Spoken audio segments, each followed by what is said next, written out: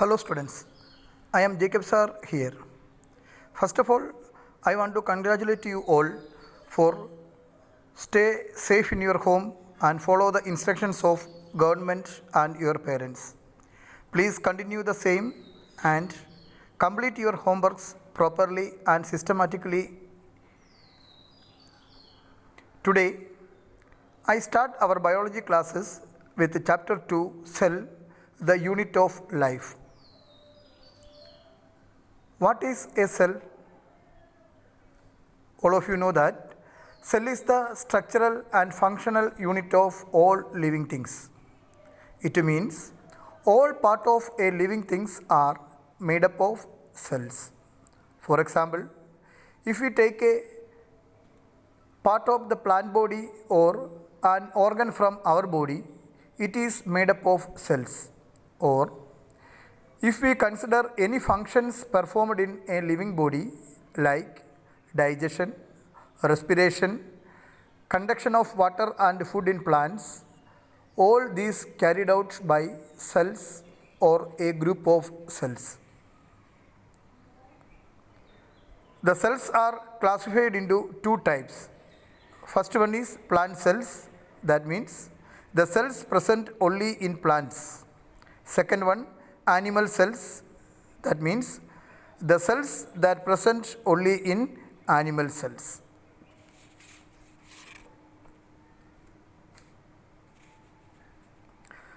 Now we move to the next topic, the invention of microscope and discovery of cells. Up to the invention of microscope, nobody know anything about the cells. In the beginning of 17th century, a Dutch scientist Antony van Leeuwenhoek invented a simple microscope using a single biconvex lens. A simple microscope invented by Antony van Leeuwenhoek using a single biconvex lens. It can magnify the objects up to 200 times only. Later, an English scientist, Robert Hooke, invents another microscope using two lenses, and its name is compound microscope. And this compound microscope is able to magnify the objects up to 2000 times. Now we come to the discovery of the cells. Once Robert Hooke was examining different objects under his microscope, he come to notice that a cork piece was made up of small empty box-like structures. He compared these boxes with the rooms of monks in a monastery. He gave the name cells for that empty boxes of cork slice, which means empty rooms. The word meaning of cell is empty rooms. Later, more scientists start to study about cells by using different advanced microscopes, and that leading to the formulation of a cell theory. Now we move to the cell theory and its main points. The cell theory was proposed by three scientists together. In 1838, a German botanist named Matthias Schilden found out that every plant is made up of a large number of cells. Later, in 1839, Theodor Schwann, another German zoologist, found out that all plants and animals are composed of cells. Later, in 1858, another scientist named Rudolf Virchow, he found out that all the cells are arise from pre-existing cells. And all these three scientists' findings together develop into a cell theory. Which are the main points of the cell theory now? Please listen. First point, the cell is the smallest unit of structure of all living things. Second, the cell is the unit of function of all living things. And all cells arise from pre-existing cells. According to this cell theory, cell is the smallest unit of structure of all living things. That means if we take any part of our body, like one piece from our hands, or any organs like brain, stomach, intestine, or kidney, we examine that piece under a microscope, we can see that that organ is made up of large number of cells joined together. On the same way, if you take any piece from a plant and examine it under a microscope, we can also notice that that part of the plant is made up of large number of cells. And the third point, that is, all the cells are developed from pre-existing cells.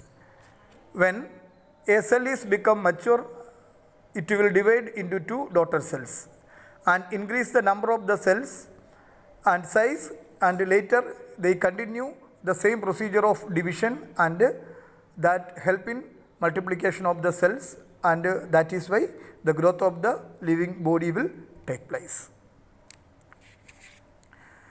Now we move to the next point. What are the advantage of the small size of the cells?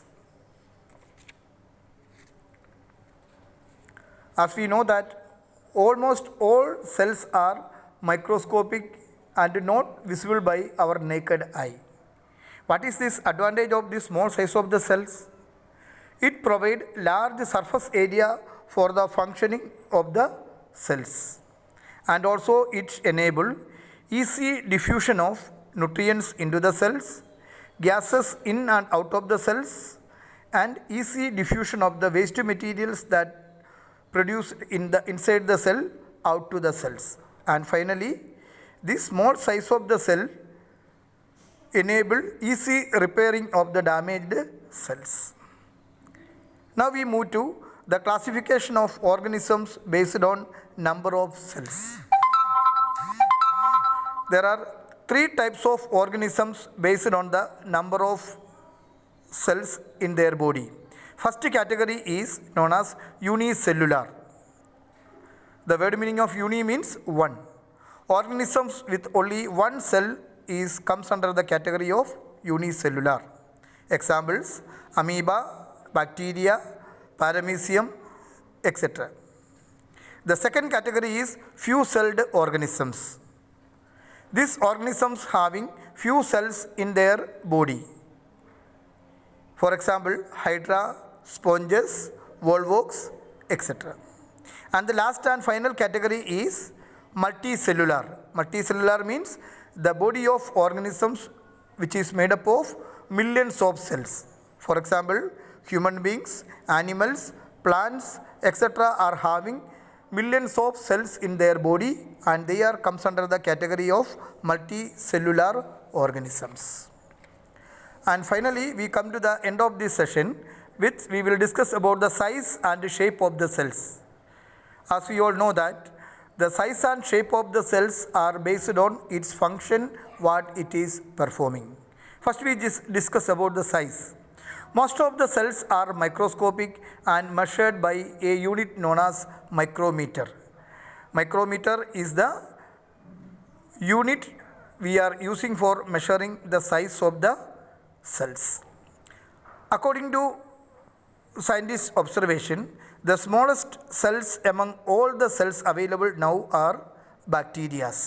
Some of the bacteria are having size up to 0.3 to 5 micrometer. The smallest cells in human body is RBC or red blood cells, because they want to distribute oxygen and collect carbon dioxide from all the cells of the human body. The longest cells available are the nerve cells, because they want to travel and conduct the messages from long distance and all part of the body. Even from the tip of the toe, the nerves are connected to the brain. That's why they are the longest type of the cells. The largest available cells is ostrich egg.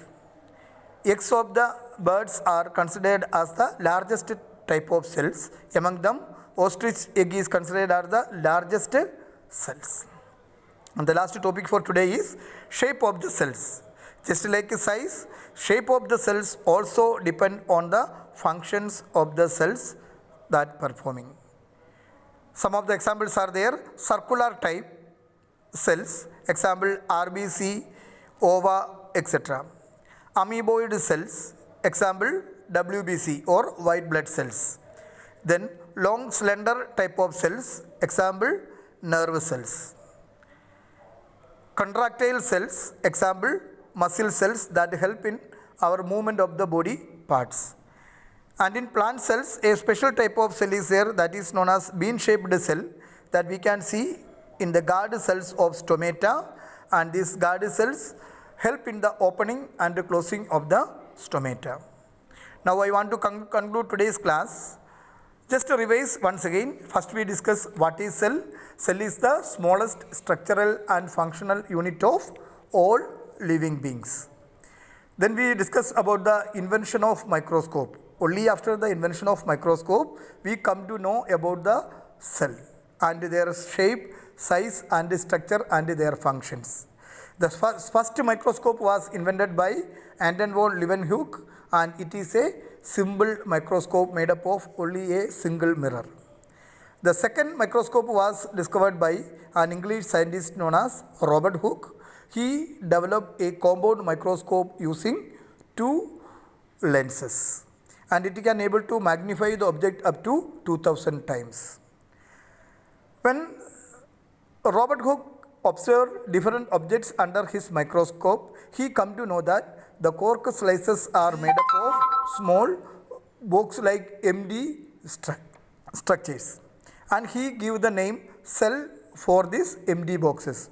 The word meaning of cell, we know that empty boxes.